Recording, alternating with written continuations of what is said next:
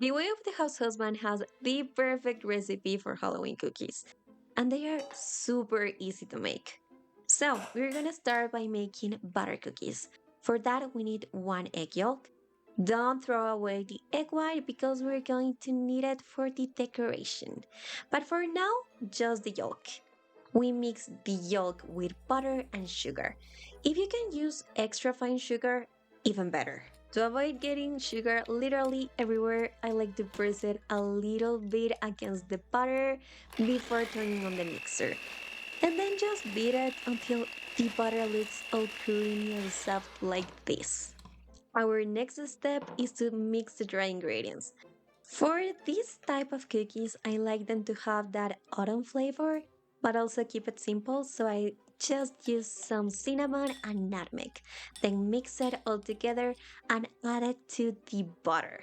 Here we use the mixer to combine all the ingredients, and once they look like wet sand, you can switch it up and start using your hands to finish combining the ingredients of the dough. Here we're looking for a texture that's not sticky but also doesn't crumble. You can check by pressing your finger and it should leave a mark like this. Now we need to put some flour on the surface. We're going to roll the dough. Now we need to roll it out until it's about a half a centimeter thick before cutting the dough. To cut the dough into circles, I'm using the tip of my piping bag and cutting little circles into the dough. I think it's better to make them bite size because of the decoration, so we're aiming for the size of a penny for each cookie. Now we take our cookies to the oven, which was preheated at 300 Fahrenheit, and cook them for 12 minutes. Before they turn out golden brown, you have to take them out and let them cool off completely. While we wait, we can make the meringue for our decoration. For that, we need to make a 1-to-1 ratio of sugar and egg whites. I recommend to use extra fine sugar and also weigh the egg whites to know exactly how much sugar you need. Now we need to take it to a double boiler to melt the sugar. So mix it really well because the sugar has to fully melt, and check if there are any sugar grains left. Once the sugar has fully melted, we can take it out of the heat and add 1 teaspoon of cream tartar to stabilize the egg whites. And now we beat it until it forms stiff peaks.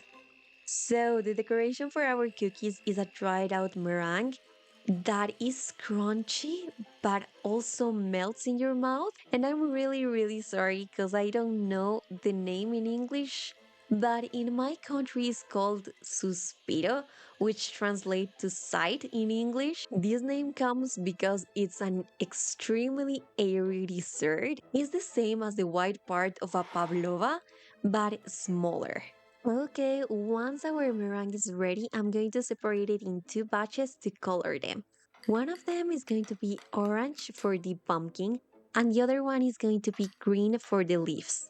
Now we can start with the decoration. For the pumpkin, I'm going to use a star tip, and it's a lot easier if you fill the piping bag using a glass, just like this. You roll it up and just fill it.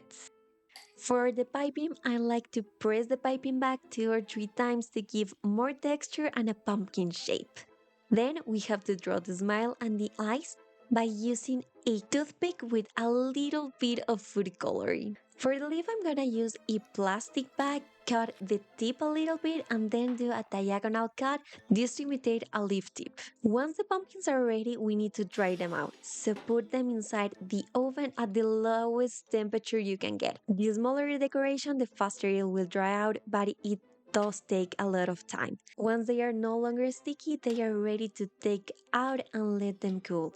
Remember to keep them in a dry place because if not, they will get soggy and ruin the best part, which is the beautiful texture of the Suspiros. If you like the recipe, please don't forget to give me a like and subscribe.